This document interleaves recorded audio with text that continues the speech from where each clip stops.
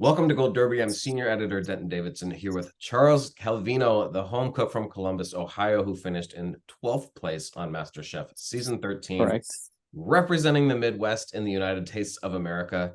Charles, OH. this was absolute chaos, this tag team challenge. For me, it looked like the most stressful of the season, and you admitted the pressure got the better of you. Where did this fall off the tracks? Uh, um, First of all, there's a lot that went on before going into this challenge.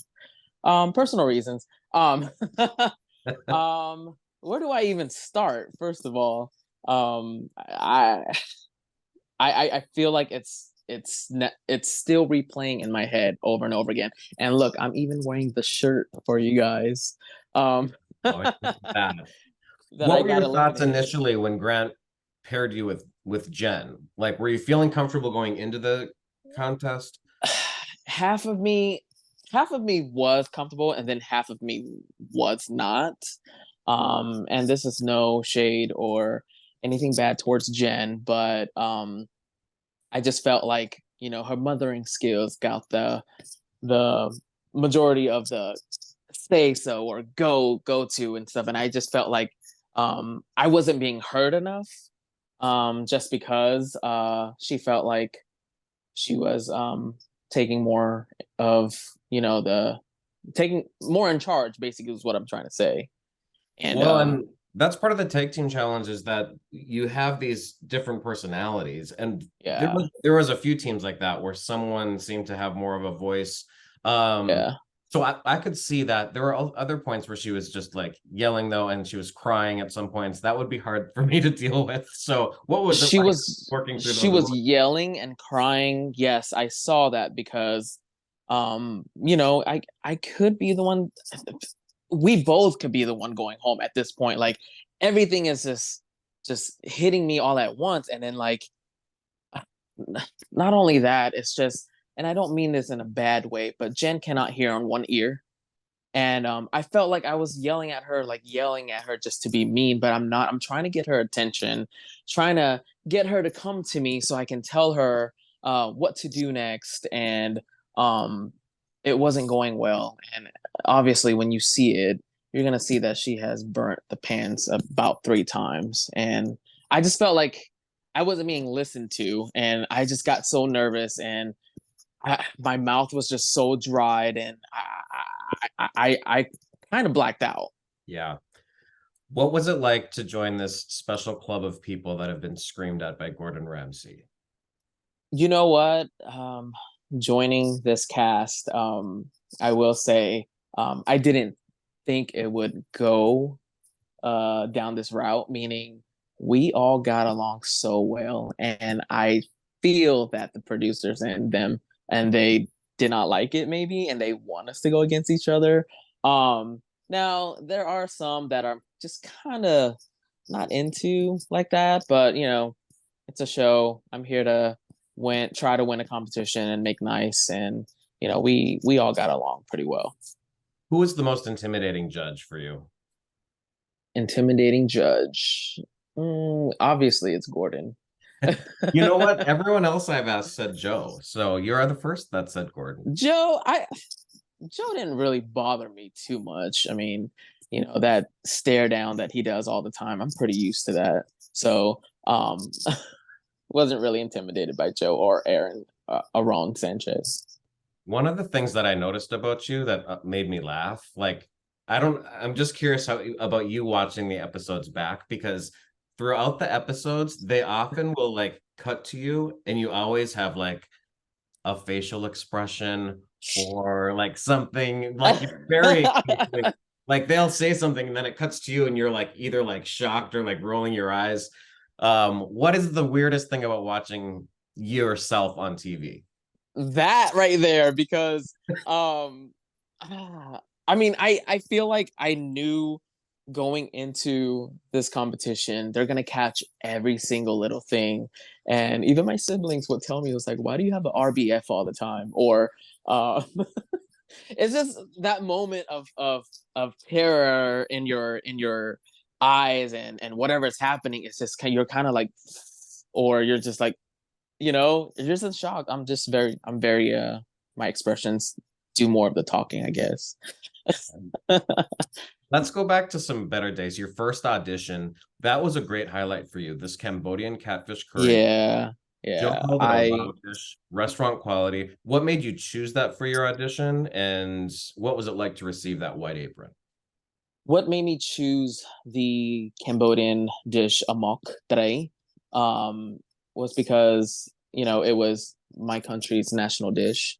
I wanted to represent my culture. I wanted to showcase what Cambodian cuisine is. You know, as Gordon would say, it doesn't get enough light or credit that it deserves. And I'm very proud that I got to bring that on set and just show everybody what Cambodian cuisine is all about. And I think me talking about it, and I didn't even know um, Gordon had went to Cambodia as well, and he made that dish. And it's so touching to me because I didn't realize that he made that dish until one of the castmates had said, you know, he went to Cambodia and made amok. And I've had this idea of making amok for a while. And then when I got the email of, you know, what dish I was going to make, I never knew that until it was auditioning day that he's made it. So it made me a little bit more nervous and kind of like scared a little bit because like I didn't see it yet. Nobody told me that he had a YouTube video of him making it. And so, you know, going back to my hotel that night and watched it, I'm just like, oh my God, this is what he was talking about. This is what he was talking about. So I should have did, you know, the whole souffle egg into it just so it doesn't seep any liquid out of the banana leaf. But that was the only advice he gave me to better myself on because I was used to doing it that way because I was taught by my mom that way. Is that where your cooking comes from? Is your mother like what Yeah, love for cooking? this whole journey of mine is basically dedicated to my mom. Honestly, my mom has paved the way for me. My mom has told me to don't depend on anyone when it comes to food. Food plays a big part in my family. If you're ever here on Sundays, we have family Sundays and we do gatherings, and we're just like a big happy Italian family except Cambodian. You know, we make big portions and stuff, leftovers, siblings take home, and yeah. Was there any dish that you had sort of in your back pocket that you were just hoping would line up with a challenge? Like if I could have just made this dish that you really wanted to showcase. Actually, I it was just a mock. It was just a mock, and I went in. I was like, you know what? I feel like I'm taking a big risk. Nobody knows Cambodian cuisine. I wanted to show that. I wanted to showcase and highlight Cambodian cuisine, and that's exactly what I did. And I'm still proud till this day. Just thinking about it, you know, it's made a big impact on my life as well because it went far. It went to Cambodia, and I was all over the news in Cambodia, and I was just very proud of it. My mom was just like, my cousins back in Cambodia is just messaging me like, telling me like, "Hey, did you know you're on Cambodian news?" I was like, "No, I'm in the U.S. I can't see their news." So, yeah, it was very surprising. So what's next for you in terms of food? Are you still a hairstylist or do you want to move Oh into yeah, I'm still a hairstylist, traveling hairstylist, and I still cook on the side and stuff. Like, um, some doors are waiting for me to go through. So I'm pretty excited about that. I have some stuff lined up that I haven't, you know, fully thought through yet. So um, many hats to wear coming up. So well, yeah, I'm let pretty people excited. know that are watching, people who are watching, let them know where they can keep up with you and also let us know.